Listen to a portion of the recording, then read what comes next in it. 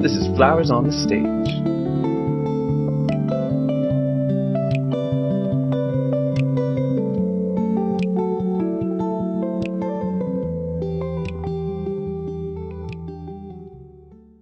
One band that comes to mind for me is the Allman Brothers, not necessarily from the improvisational side, but well, that too, for sure. But just like we all come from such different places musically. None of us are probably going to share many artists or bands in our top 5 of like our most listened to or our favorite bands, like or anything even remotely similar. But I think the Allman Brothers is a band that we all look to that like inspires us for so many different reasons. But I think a big thing with us is energy. And I think that's what I would hope a lot of people would bring up if they saw us live is like, you know, they have a lot of energy and they play with a lot of energy. And that's something that you can hear in old Allman Brothers, like live recordings is like, it's just a freight train. And I think that's really cool of like creating that kind of kinetic energy while you're playing.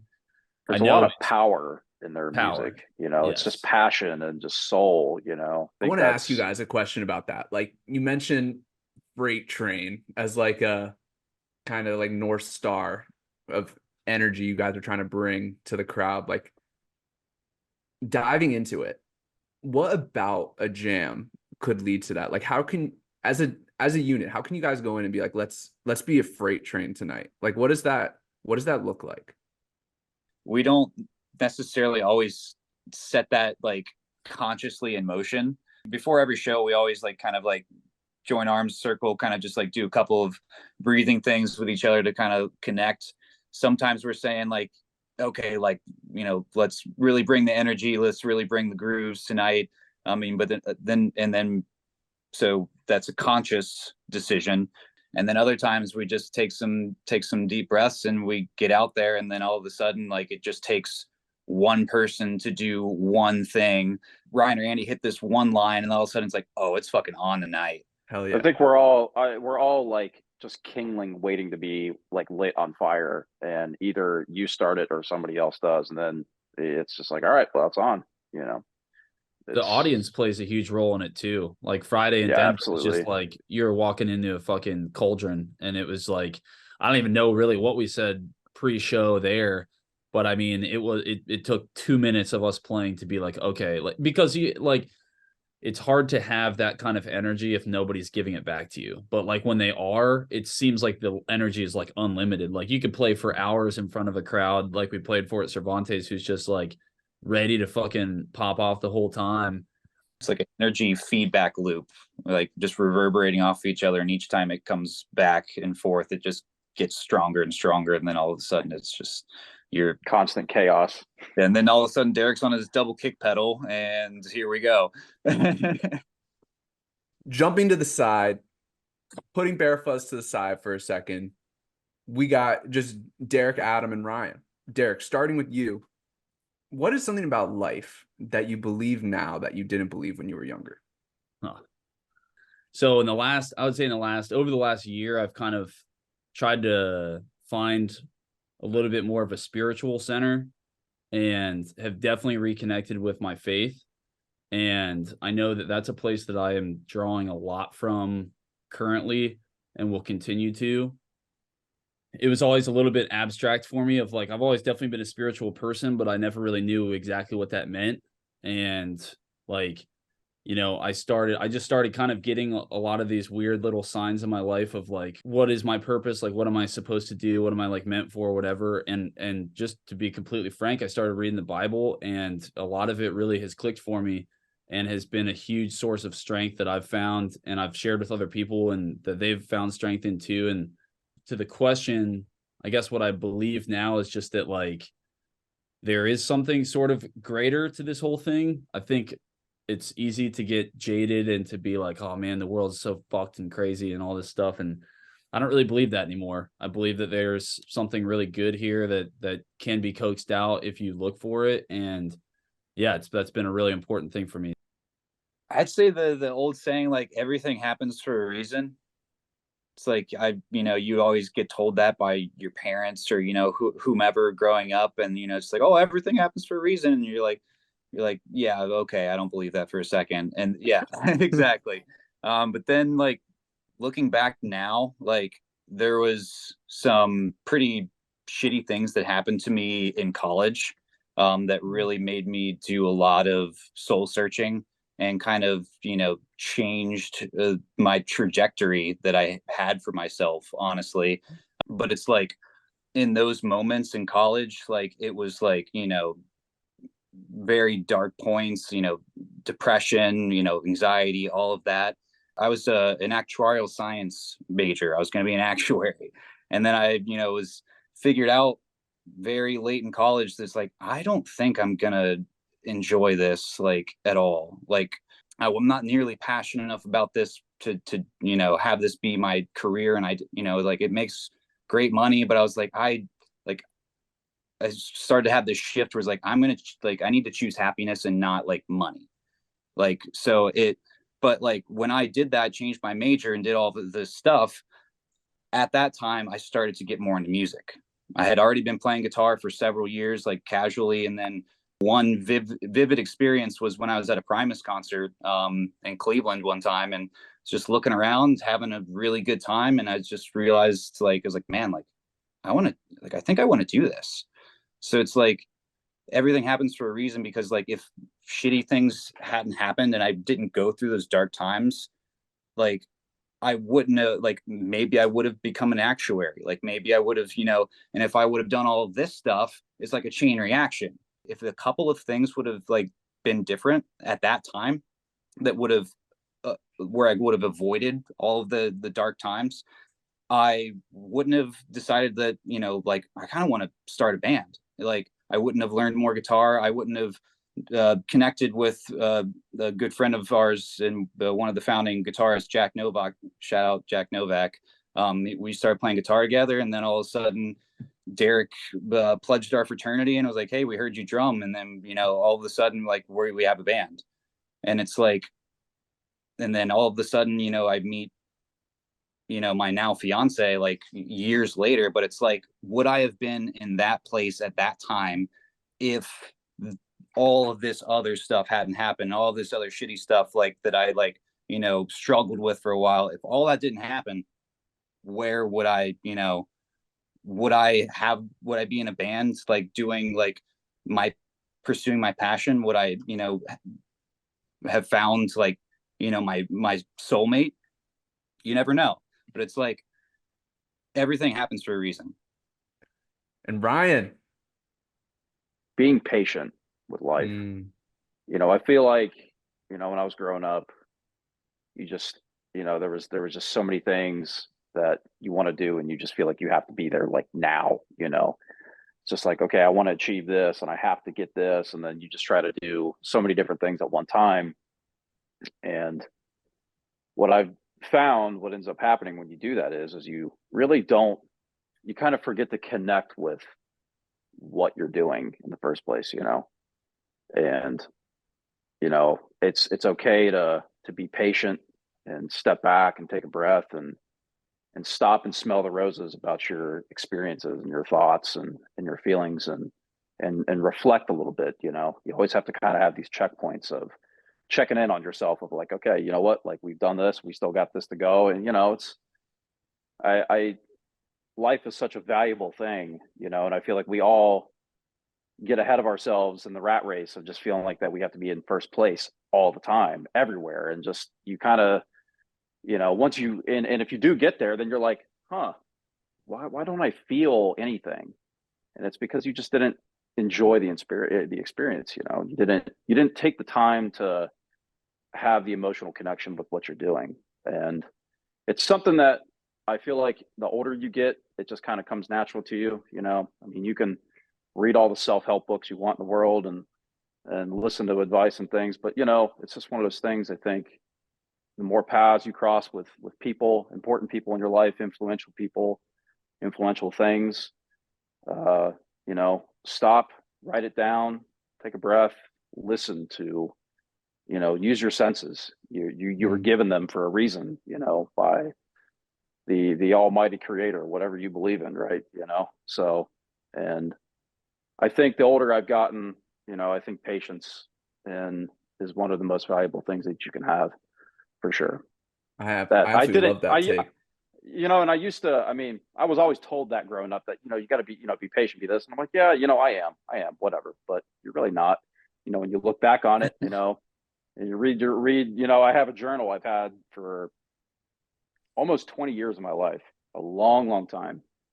And, I just read back on it and I'm just like, God, man, I was just such in a hurry for what, it's like, enjoy the journey, enjoy the experience of it, and that's really, I think, like I said, I can go a lot of different directions with that question, but to me, that's probably the most valuable thing I've learned. No, that's fantastic. I love how you all answered that question. And Ryan, man, that's an awesome reminder. All of us, like, we're all grinding. We've got our goals and go, go, go. Then we blink and it's like, I remember 7 years ago watching you guys in Woodlands Tavern side without, yeah. I sit back and I'm like, exactly. And I'm like, what the fuck? Where did all that, what happened? But it's great, and it's a reminder too. We're all in it together. I mean, as people, it doesn't even matter what, we're all trying to get by in life, as your inner circle and even your, strangers and stuff, we're all, I think it's just a reminder to anybody, it's okay to slow down, reflect, and, pump the brakes a little bit sometimes, Yeah, Ryan, so talking about, like, perceived success, like climb the rat race, and reflecting back on the story of BareFuzz, what would you pinpoint, and Ryan, we'll start with you, as the moment of BareFuzz that's been the most actually fulfilling for you? Like, what instance of the BareFuzz story has given you the most fulfillment? Initially, my introduction to this whole band was with the two people in this interview now, with Derek and Adam. And I got linked up with Derek. I mean, what has it been? 7 years, 8 years now? Yeah, I was just thinking that probably, yeah, 7. And I got introduced to him from an old childhood friend of mine when they went to college. And it was the classic, like, hey, I got a buddy who plays drums and play guitar, you guys should jam, the classic thing. And we just exchanged numbers, and it was just like, well, I'll probably never talk to that guy again, but hey, and I think the big moment was months after that. I remember you reached out to me and you're like, hey, let's get together, let's jam. And I went over to your parents' place. It was just you and Adam in the basement. It was within just like 30 seconds, we all just sat and played together. The first time we'd ever even just played music just with these two other guys. It was just instant chemistry, just instantaneous. Like, I mean, there was just like this like aurora that I could feel between the three of us that was very moving. It's hard to put in words, but it's something that stuck with me for a long time. And I never knew quite what it was. And sometimes you don't have to know what it is, you just know it's a good thing, right? You can sit and dwindle on it forever. But I remember that moment. It's always stuck with me, of like, you know what? This is something, it's real. It was just an energy, it was really powerful. This is Flowers on the Stage, a podcast about being creative and finding success. To support it, please check out our sponsors, New Belgium Brewing, Thrax CBD, and Ticket Relief, the ticketing company that plants trees with a portion of each ticket sold. And now, back to the episode.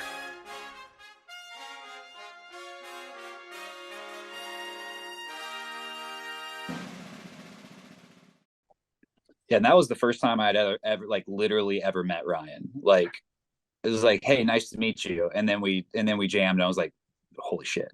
So our like, whole relationship's been music, Yeah. So yeah. For me, I mean, there's been a few shows over the years where like you're just like in that moment and you're like, holy shit, like it just builds so much just like energy and just fun and happiness. And like I feel like one of those shows was actually that was a workout, and it was a late night workout. We were the second to last band to play, And it started to rain, but I didn't know that. So like everybody from like outside like came into the tent, and it's just like more people than I think we'd ever played in front of at that point. You know, just like I have no idea how many people it actually was, but it's like you just like in that moment you're just looking around, you're like, oh man, like this is fucking awesome. Like this is so much fun. And then that, and I probably would honestly say the first show that we ever played with Andy and Jason. So like a little background, they had a band at OU in Athens that we played with, BareFuzz, like when we were a 3-piece, like me, Derek, and Ryan, and we went down and played shows with them. And then so that's kind of how we met them. Well, they went to high school, but like that's how we kind of connected with them like later at that point. And when they split up, like half their band they all graduated, half band moved to New York. Jason and Andy moved back to Columbus. And then we basically were like, what are you guys doing? And they came and jammed with us, and we practiced maybe like 3 or 4 times. And then we went and played Comfest, like the gazebo stage at Comfest. It was like a Saturday afternoon. And, you know, we started to play a Grateful Dead song, and you just see all these people like coming out from like the trees in the shade, and just like some of those moments are just very special to me, and just, you know, just kind of keeps your fire going, just you know, lights everything up inside of you, where you're just like, this is exactly where I want to be. And Derek, can't wait to hear what you got to say. One that stands out to me was November 26th of 2022, when and the reason I know the date is because it's my birthday. So it's a little birthday show, partly why it was important to me. But we opened for Papadozio in Cleveland at the Cleveland Masonic Theater on their 10-year anniversary show for their album Tetios. I remember when we pulled up to the venue, this was before we had our van or anything, so we all had to take separate cars and stuff up there. And I remember I knew it was going to be a big room that we were playing in, but pulling up and seeing the size of the building that we were loading our gear into, I was just like, holy shit, like this is a significant achievement that, like, I don't know what the percentage of people who ever start a band who get to play in a room that size is, but it's not a large number. I was very aware that whole night of how special it was just to be playing in a place like that, you know, that we had earned our way into a situation like that we've all this work and all this stuff that we put into for years and years and years. All of a sudden it was better for me too, because it's my birthday. So everyone's like, oh dude, happy birthday. But I was just like, this is so cool, like that we're playing in this size of a room with this consequential of a band that we're opening for. And it was just really cool. But honestly, more than that, more than a show, like to me, the biggest thing, like I grew up playing sports my whole life since I was really young. And I've always loved being a part of a team and being a part of, especially even more than a team, like just a locker room, and just like being around people who are working towards a common thing with each other, and the camaraderie that comes with that, I just think is like one of the most special things. And like the most important moments to me with this band is literally just all the time in between. It's the fucking around in the van. It's goofing around in the hotel room, in the green rooms. It's just like cracking jokes with each other. Like we're all such good friends, and we all have the exact same sense of humor. Berta could probably tell you some selective stories about that. You probably don't want me to. Yeah. Probably don't want you to. But like we have so much fun. It's rare that people actually get to experience that, where they get to spend hours and hours and hours of time around people who are like-minded to them, and they can just be themselves. And like that to me is incredibly special. Thinking back, you know, last year you guys really started hitting the road. From then to now, like what have been some of the most important lessons you guys have learned about like being a team, especially, you know, when the waters are rocky, and like what it takes to kind of stay gelling together, even, you know, maybe in some of the most annoying moments? I think for me, definitely a big thing that I try to focus on, and I think that our whole group does a good job at, is just like staying positive, because it's every day is some sort of different challenge. Like whether it be like we were just in Colorado this past weekend, and on Sunday we played in Vail, and Vail is as tight of a driving area as you're probably ever going to be in. And I was driving, and I will say there was a moment where I was not positive, and I was snapping because we couldn't find a place to park. Like there was no place to park our trailer, and it was kind of a nightmare. And I think like at a certain point, we just realized the situation that we were in, and everybody got back to just being positive and joking around. And I mean, it was only, 5 or 10 minutes until we were all just back to normal. And I think it's just like, you're always going to have these challenges when you're traveling and you're tired, you're always sleep deprived. There's always some sort of situation going on. So just kind of sticking together and not stop joking around and stop having fun is the most important thing for us, for sure. Yeah, totally. Completely agree with that. And it's also, I think, about not taking your frustrations out on the people that don't deserve it. So it's like frustrated with parking, you're low energy, you're having any type of certain day, like, we're all really good friends and brothers, and we're not there to, we're there to support each other. So it's like kind of like a very mutual thing where it's like, it's okay to be frustrated. It's okay for, any type of emotion to happen.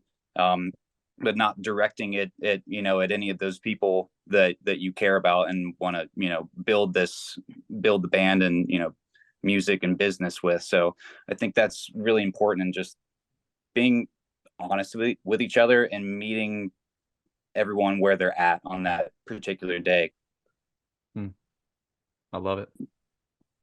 Has there been any like specific moments or projects or instances that come to mind that have challenged your guys' kind of like preconceptions about how you want to approach things and made you kind of rethink your approach? I feel like a big thing that I've learned last year was how difficult like time management is when you do start touring.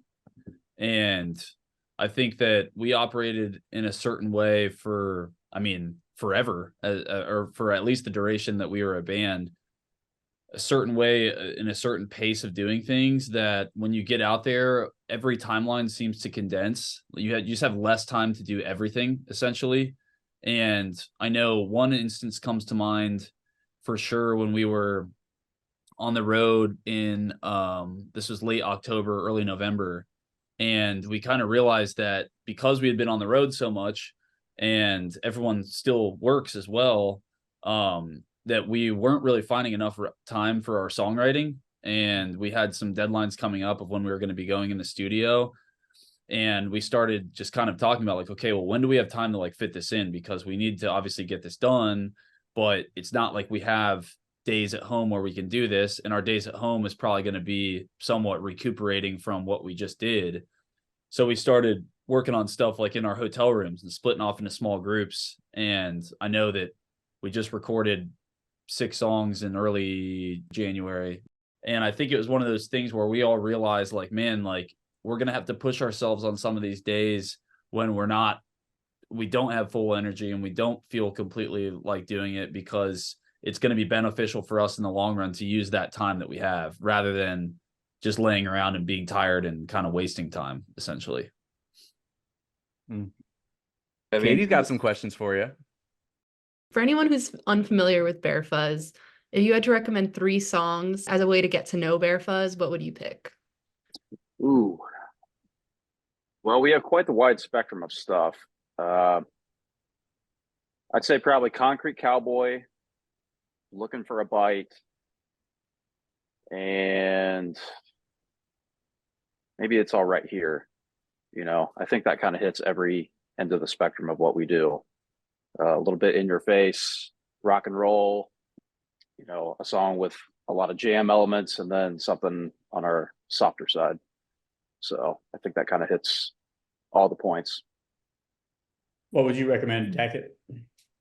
I'd say Just Another Sunrise, and then probably Double Dealin', and then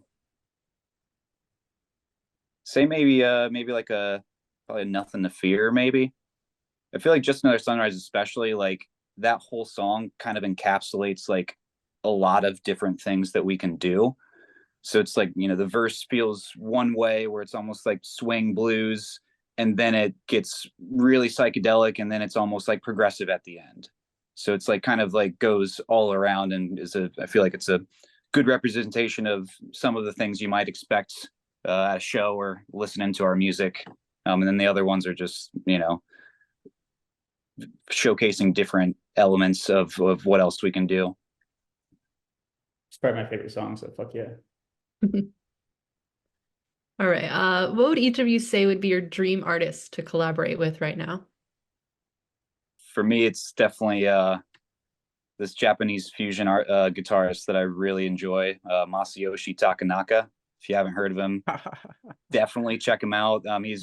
He was like kind of started in like 70s and 80s and stuff like that, but he's got some really, really good music, and just his guitar playing and the way that he composes his music and the melodies that he can create. I don't know, just everything about what he does as an artist, I'm just like all about, and I would love to, you know, try to do anything with him.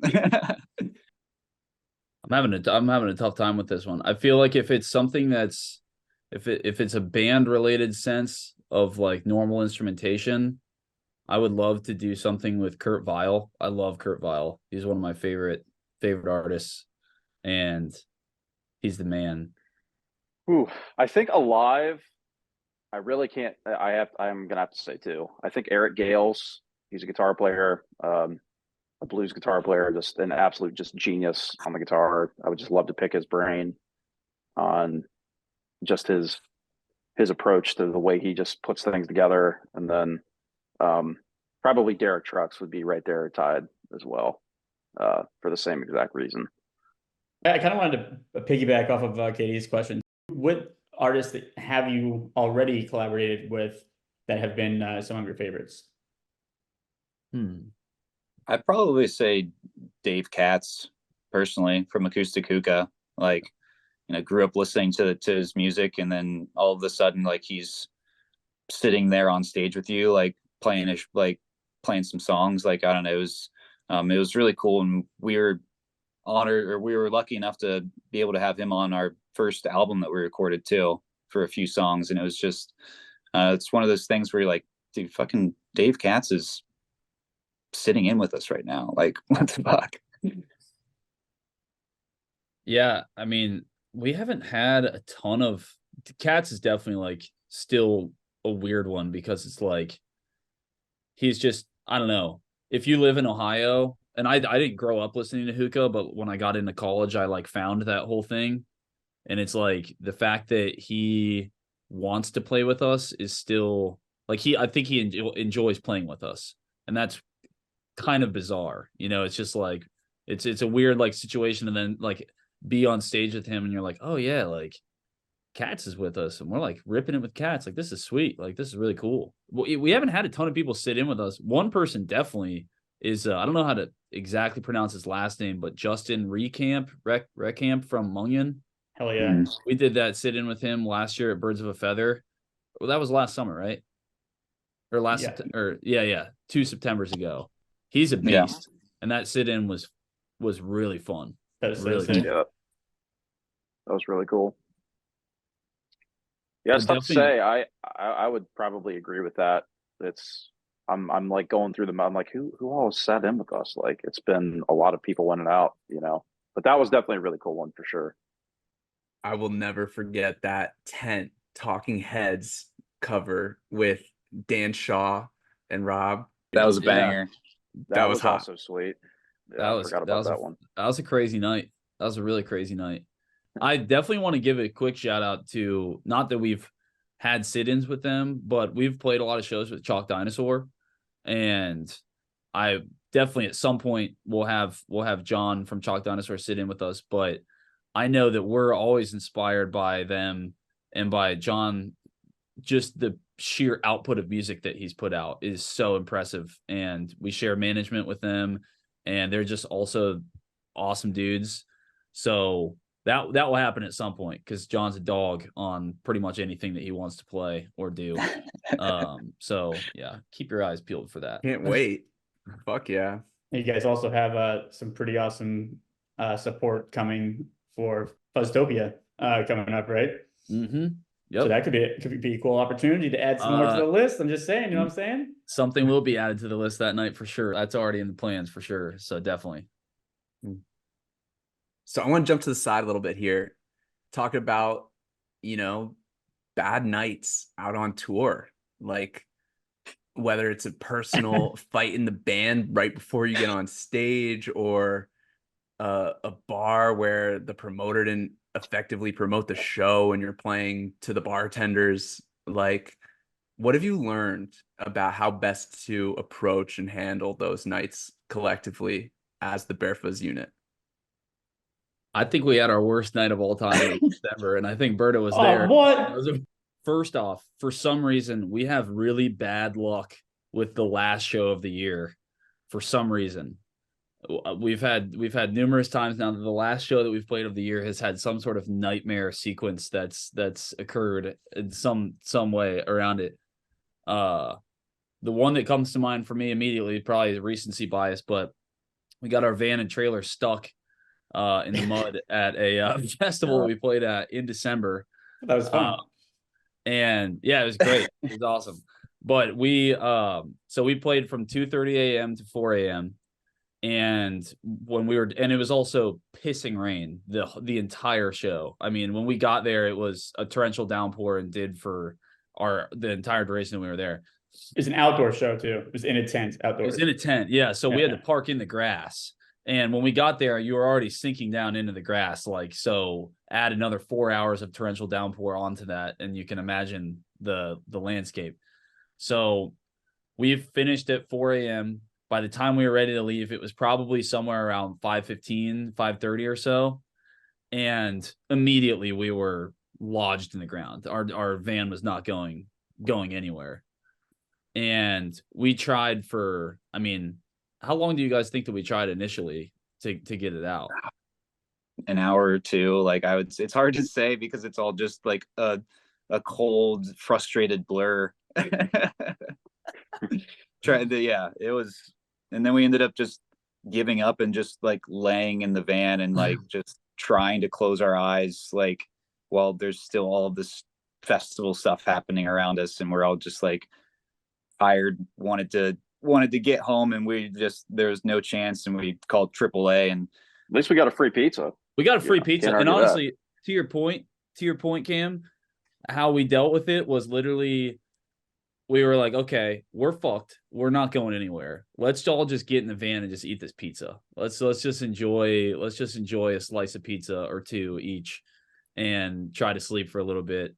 And that's how we dealt with it. That wasn't just pizza either, though. That was disco pizza. Yeah, it was disco great. Pizza. Yeah. It was the best pizza. But yeah, definitely like learn some lessons on how to deal with things both emotionally and logistically. Sometimes you got to learn stuff the hard way, and you try to avoid doing that, but you can't dodge them all. Speaking of not being able to dodge them all, Berta's got some questions for you.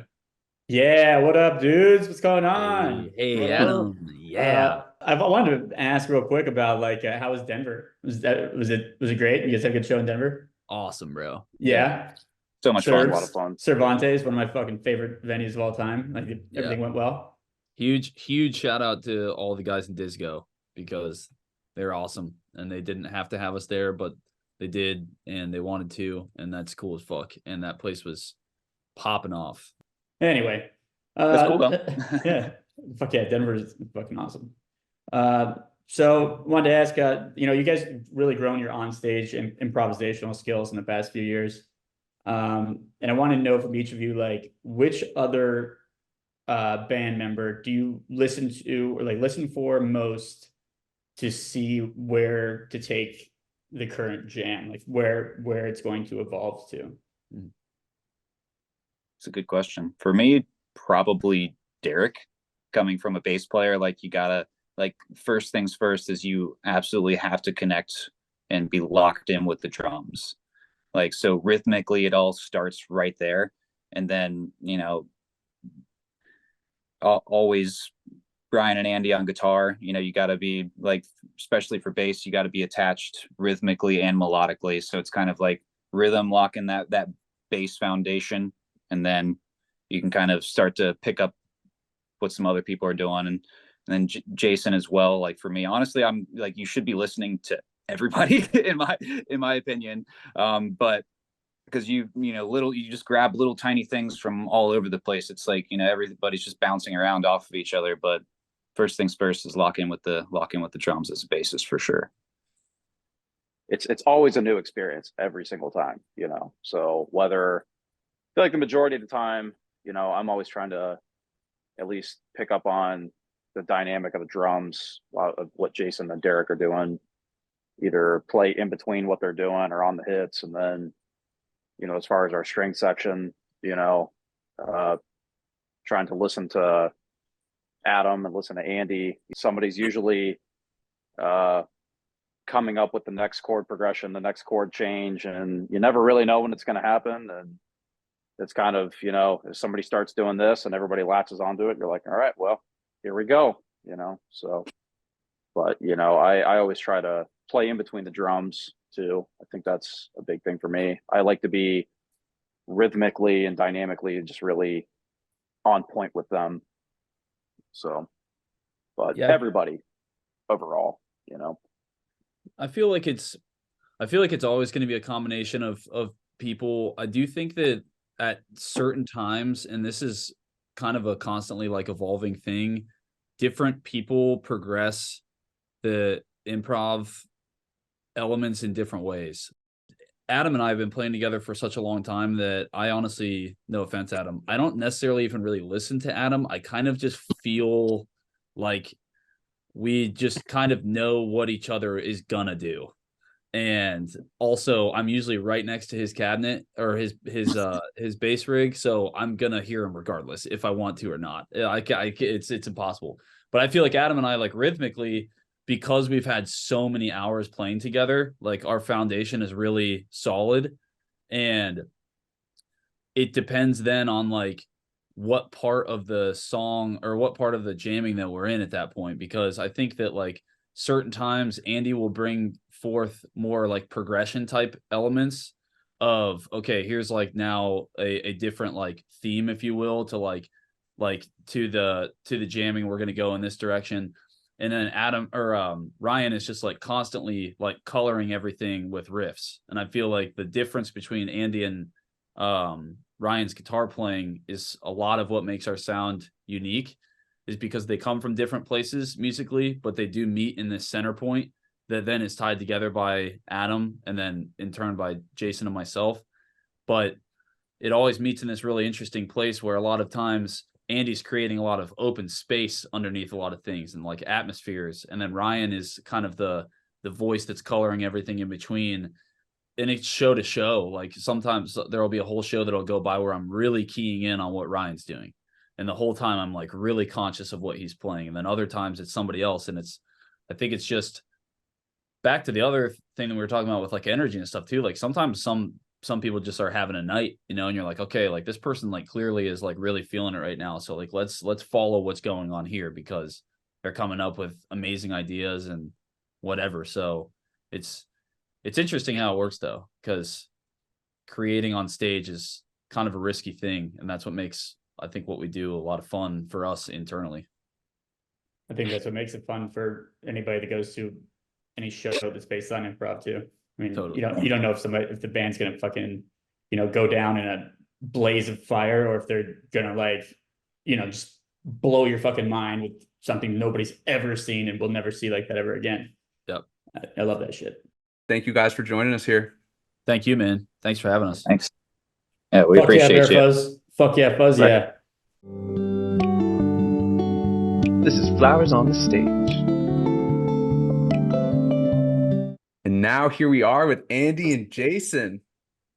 What would you say about BareFuzz excites you most right now?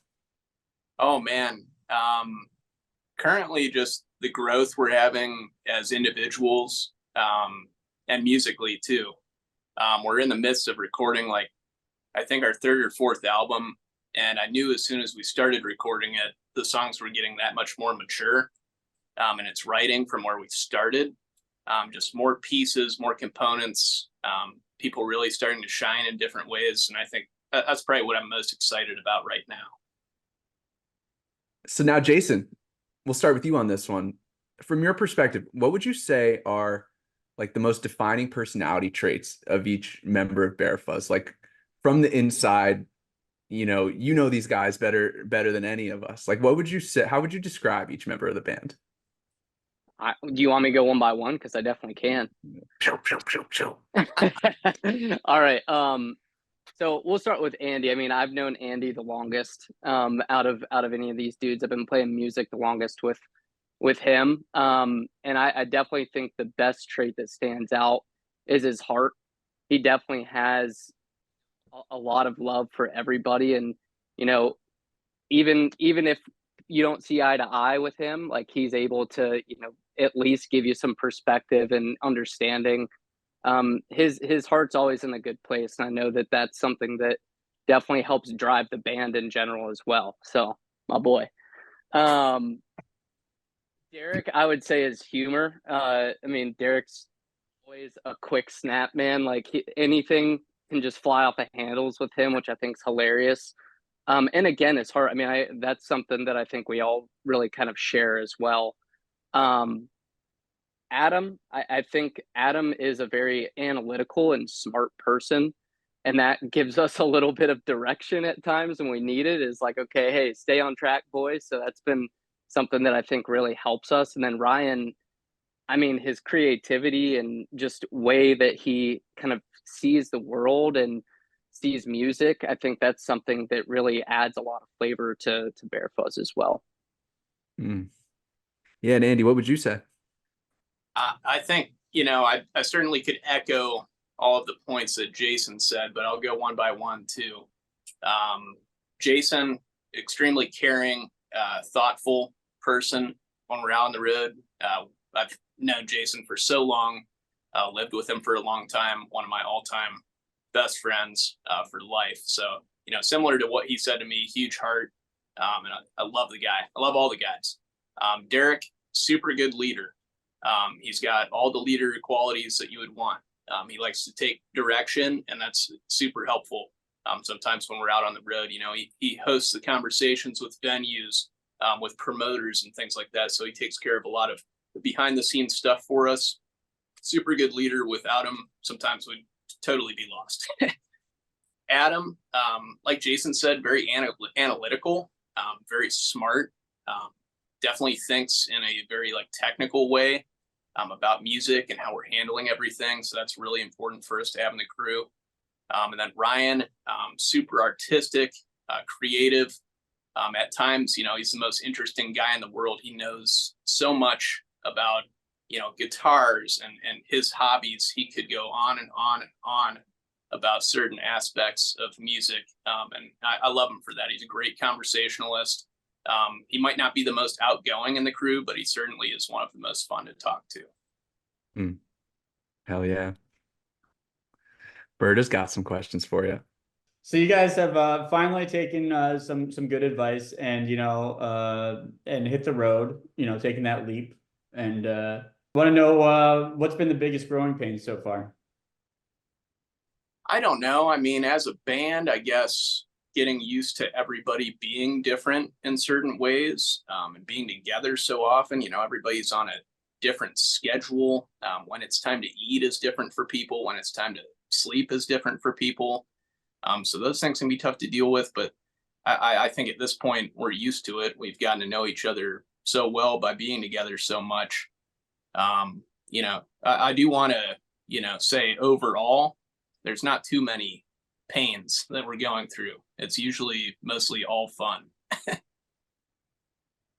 Yeah, no, absolutely. I guess growing pain wise is just time management with the rest of our lives, I think, is a big thing. A lot of us are still working full-time jobs or part-time or whatever the case may be. So being able to balance that and just kind of figuring out. I mean, we're young and hungry, but also like this is a pretty pivotal point in our lives where it's like there's a lot of uncertainty going on. The music industry has changed a ton, especially, I mean, within the last 4 years, but let alone, the last, look back 50 years, it's completely different. So figuring out how to navigate that on top of navigating our own lives, I think is definitely something that stands out to me. But as Andy said, I mean, I think we've all been able to handle those things well, including, just interpersonal relationships too with the rest of the band. Everything's been pretty smooth. And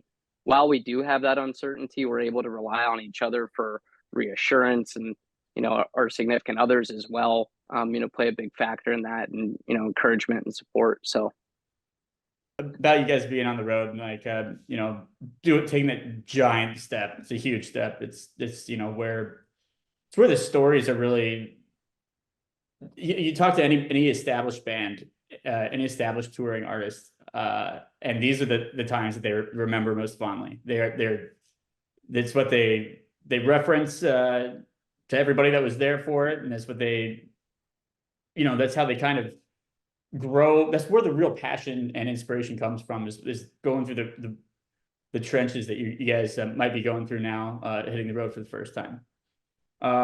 So do you guys have any good stories so far, like from the road? How's it been? I do have a story from this past weekend that I think is pretty funny and awesome. It was something I think that like really made us kind of take a step back and be like, yeah, like this is fun. Like it doesn't have to always be serious. It doesn't always have to be like, oh man, we're grinding, whatever. Like we had a really great weekend out in Colorado. We met some really cool people, cool venues we played at. Those are stories I think, that you're typically referring to, of like, hey, like this was our experience at this venue and this venue and blah, blah, blah. But like even the in-between times, we met 2 guys out in Colorado, both named Patrick. So we had the weekend of Patrick. And they were just great people to us as a band. They were highly invested in us.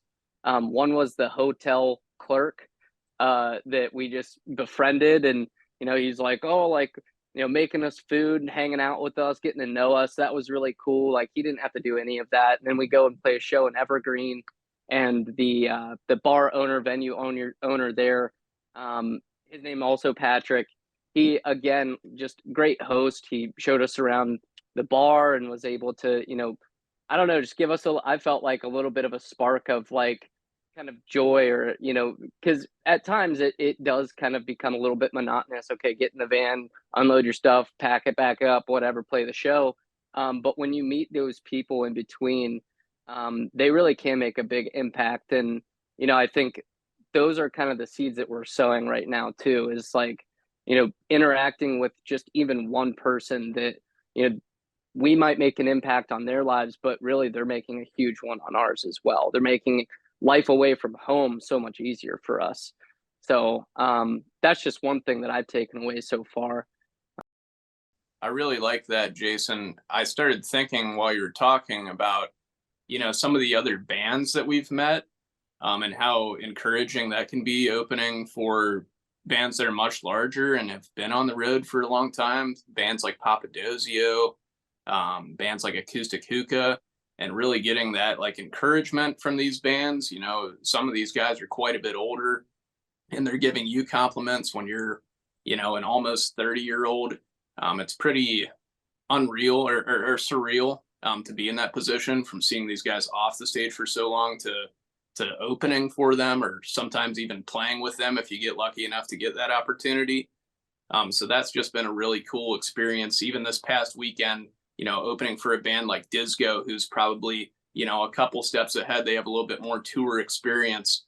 Just to be able to hang out with those guys and kind of learn from them and grow with them has been super cool for all of us. Yeah, it's got to be pretty cool too to with a band like Acoustic Hookah or Papadosio, like to hear them, encouraging you guys to keep on doing it, and knowing that like, those are super tenured bands that they've gone through the shit, they've gone through the disappointments and the heartbreaks and all that stuff, and to hear them like really kind of give you encouragement, kind of has to feel like, maybe this is all worth it. And it's pretty awesome. And that's something they tell us too all the time. It might be cliche, but they just say, keep on doing it, keep going after it. Something as short as that can be super encouraging to hear from a tenured musician like those. 100%. Oh yeah. So what do you want your audiences to take away from your live shows? I think for me, there's two answers to it. I think for anybody that wants to come see BareFuzz live, I think I want them to have fun. That's number one rule, just have fun. But two, on a deeper level, I think if they can really invest themselves in what's happening and be a part of it, that makes it even better. So really, I guess, to me, it's the people that make the music kind of come to life. We're just playing it. If we don't have anybody to play it to, what's the point? It's a communal effort to me. So, when kind of sit back and think about it, it's kind of a weird question because, some people enjoy music just for the sonic sound of music. Some people have a spiritual connection to it. Some people, don't even like music. I don't know. Like, I at the very least, I hope they have fun, but I hope they find that deeper meaning to it as well. Yeah, I'd say a lot of the same there. Community is a big thing for me that I think about a lot of times. It's a place for a lot of people to fit in our genre, to make a lot of friends and make friends that become family to you. I think that's something that, all of us probably have felt at one time or another in our adolescence and growing up and going to shows. This was a place that we fit in. This was our deal. And to be able to be the band performing the music for that crowd that's feeling that is super special. And like Jason said, just really, really want people to have fun, to have a good time, to be able to cut loose. I know the topic is always talked about, people talk at shows. If I see people having a great time, that's all I care about. They could be listening to us play or not, but it's an event. It's fun. So that's what we want. Oh yeah, I love that. Just the last little interview we did was with the rest of the band, and Tackett brought up that same phenomenon that I think that everybody in this Zoom chat has felt, like where they're at a show and it was just like something clicked. They looked around and they're like, holy fuck, like I can be me here. I can actually let myself be myself with absolutely no restraint, and I think that's a really beautiful thing. And I think that has to be such a special feeling for the band itself to kind of create that feeling or that comfort level for people. It's awesome. Absolutely. Yeah. It's funny when you look out and you can kind of see it happen too. And it's almost like, we mentioned community and like how it is a communal thing, but like you see one person kind of start to let that guard down, and then all of a sudden it's like contagious. You see everybody else in the crowd's like, oh, I can be me here. Holy shit. Like it's cool to see. Like that's something big. I think that I've noticed more and more as we've played too. Cause you play to some stiff crowds that you're just like, okay, like sitting down, not a whole lot's going on. Hey, if that's you, that's you. Like that's cool. But then you have this one random person getting up and grooving, and that's them. So like it's cool to see that like, people they can just be, that's all. It's as simple as that. You can be at our shows, and you're fully accepted that way. So I think that's definitely something just to kind of add on to what we want to get out of this, I guess, is allowing that space to be open. I remember, Adam, when you first started taking me out to jam shows and pigeon shows and all this stuff, you were like, Cam, the reason this is amazing, well, one of the many reasons, but one of the main reasons is you could be dancing like an absolute maniac, and then you look to your left and right, and everyone's doing the same thing. Yeah, man. And you just realize like you can totally let your full, it's like it gives you permission to let your full self out. 100%. Let your freak flag fly. Let your freak flag fly. That's exactly what I was going to say, Katie. Hell yeah. Do you guys have any non-negotiable rituals that you have to stick to before a creative session? Ooh. We do typically do a breathing session as Yeah. a band together that I think really does help us all lock in. That's something that I think Derek kind of proposed it to the group probably a couple years ago. And it's something that, just breathing in sync with the people that you're about to get up on stage with. It seems really simple, but it really does have a great lasting effect that I think gets us all on the same wavelength. And we're able to transfer that out to the crowd as well. Like Yeah. ritual wise, I would say that's what I would say is the breathing techniques that we do to get connected with each other. Another thing that I'm thinking should be non-negotiable is warming up my voice before every show. I do it sometimes. Keith Harker has given me all the tools I need to keep my voice healthy and functioning properly. And warming up your vocals before a set and then resting them properly after a set. That's really some non-negotiable stuff, I think. Shout out Keith Harker. Yeah. Absolutely. Yeah, shout Agreed. out.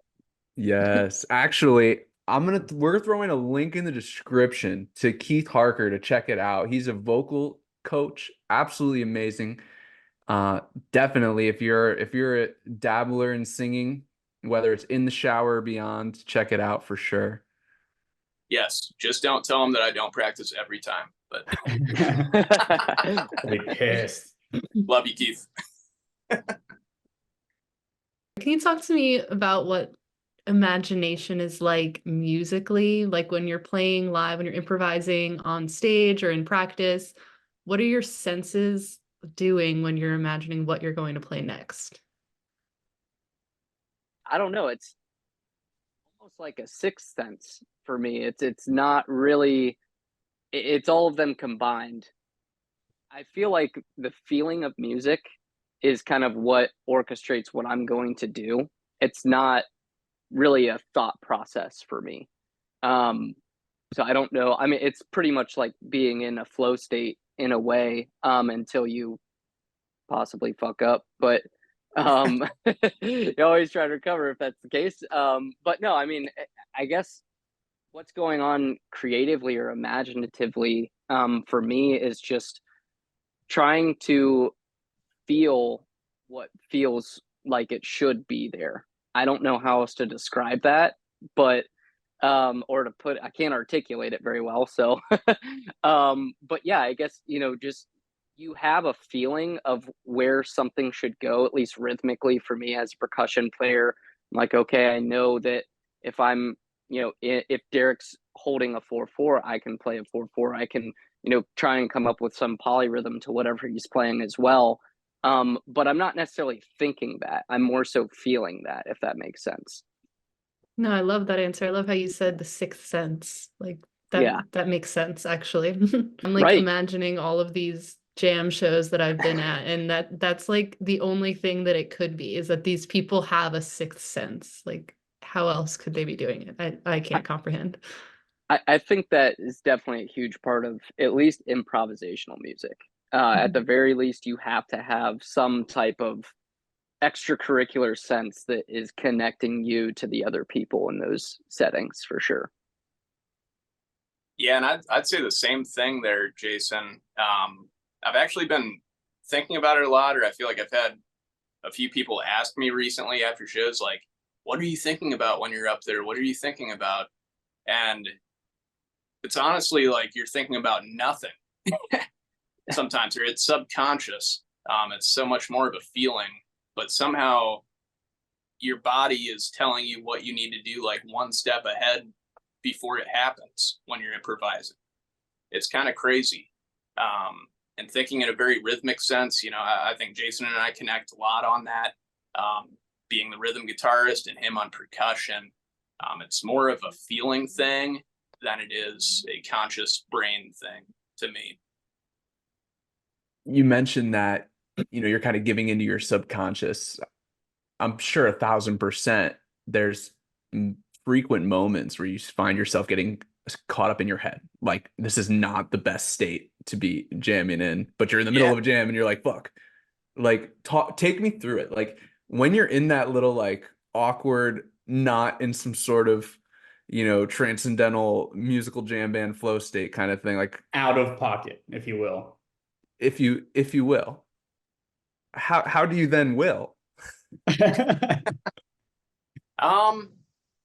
I think for me, you just got to let it breathe, I guess, like let the music breathe as a whole. If we're going in a direction that's like everybody's falling off the rails, I have full confidence that it's going to get where it needs to be, maybe just not right at that moment. So yeah, just like taking a moment to get past that thought, and trying to get back into that area of not really thinking too much. Maybe try and look out in the room and get your mind away from the screw up you just made. You know, you can't get hung up on one bad note because it's moving so quickly.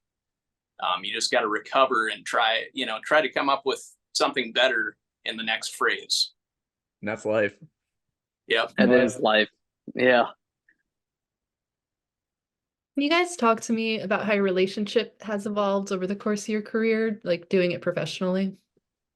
Like your relationship with music specifically, like as a professional, like from then to now, how it's evolved. Yeah. For me, kind of a weird ride for me. When I was young, I picked up some drum lessons for a short while, and then I quit pretty quickly due to migraines and just really not being invested in it.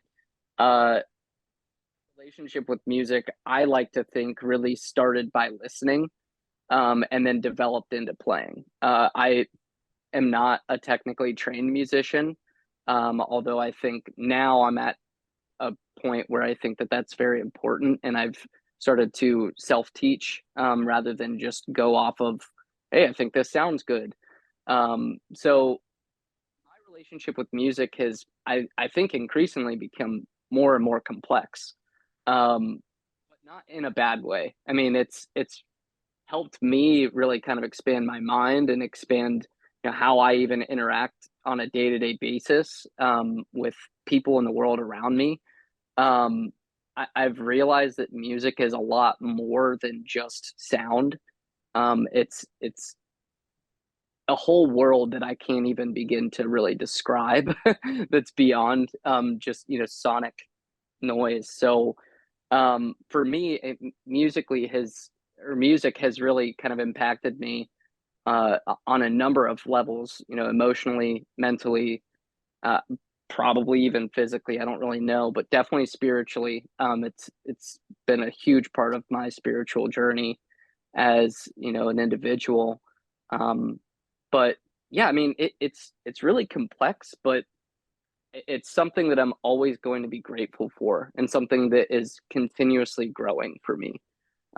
So at this point, I think there's a lot of technical growth for myself in the music category, which is kind of become a lot more of my focus.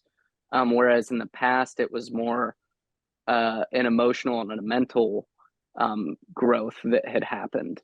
So now that I'm actually kind of behind the music, it has to shift to that focus of being more, okay, what technically am I doing here?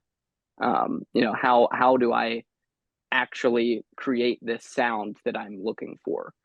So those are kind of the thought processes that I have now with music versus, oh, that sounds cool, or this makes me feel this way. So it's been interesting, to say the least. Yeah, I think that's a great answer, Jason. You said so many good things in there.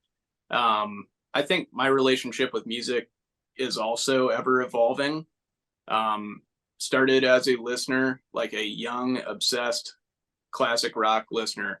And for some reason, when I was like 10 or 12 years old, I knew that that was what I wanted to do, but I didn't know exactly how I was going to do it. So then I started playing and started taking a few lessons. You know, primarily through my teenage years, I wasn't taking lessons. I was just sitting in my bedroom playing music. It was kind of a release for me You know, it got me through great times. It got me through difficult times as well, both playing and listening. And then getting to college, forming a band with Jason, kind of actualized that a bit with a couple of our great friends at Ohio University. Being able to play live there was so formative to where we are now, having that experience. You know, if we had just entered BareFuzz, never playing in a band before, I think we'd be light years behind, at least personally, where I am now, both as a musician and just knowing how to be in a band together with people. And like we said earlier, it's such a communal thing, like with our crowd. For me, it's a connection thing. So many of my friends today, so many of my very best friends today, our biggest connection is music. And I love that so much. I think it just brings people's souls together. I really do think that. And there's a reason for everything. And there's a reason we all listen to the music we listen to and kind of bond over the similar types of music too. I love it. Thinking back on, you know, your career as professional musicians, personally, the story of BareFuzz, what would each of you say has been the most fulfilling moment for you? Being able to perform at Battle of the Bands when we were nobody, like 4 years ago at Woodlands Tavern, getting into festivals like the Workout and Summer Camp and being like, holy cow, guys, like we're really doing it, and being able to win those competitions against other great bands, and being able to have those experiences as a young band, and kind of getting a taste of what it was going to be like, to be out there in the scene, and to be going around with this kind of traveling, you know, circus of bands and people, was so cool. And then the other, you know, defining moment thus far, and I'm sure there's more to come, was probably last year when we got onto Madison House Agency and made this thing real. Like, touring is going to happen. Something we've all always wanted to do and dreamt of. But to make that happen and actualize the touring aspect of being in this band was just a real big highlight for me. Your listeners and your fans, how would you like them to consume your music? To me, BareFuzz is a live band. They're a go to the fucking show, buy the ticket, buy the merch, you know? I think what you just said at the end there, the live show is obviously a huge aspect. We just have so much fun live. And I think our crowds have a lot of fun at our shows too. And that's hard to capture by just listening to music. And I'm such a live show listener, so I'm always directing people to Bandcamp where we release all of our live shows. But then, as Jason said, and an aspect that I'd like to touch on too, is the studio has been such an important place for us. Just learning how to play our instruments better, our songs better, and becoming tighter as a band. And being able to release those things on Spotify and grow that catalog has been huge for us. And to be able to work with such a good producer in Joe Veers has just been pivotal in our growth. So, Bandcamp, Spotify, those are great sources. But like you said, please buy a ticket and come to the show, because it doesn't get more fun than that. BareFuzz.bandcamp.com. Exactly. All right, well, everyone out there listening, we got links in the description. Stream Brick by Brick, BareFuzz new album, and keep up with all their tour dates. We'll see you at Fuzztopia if you're around here in the Midwest. And yeah, can't wait for the next one. Take care out there, guys. All right, thanks for having us. Love you, boys. Love you guys. Yeah.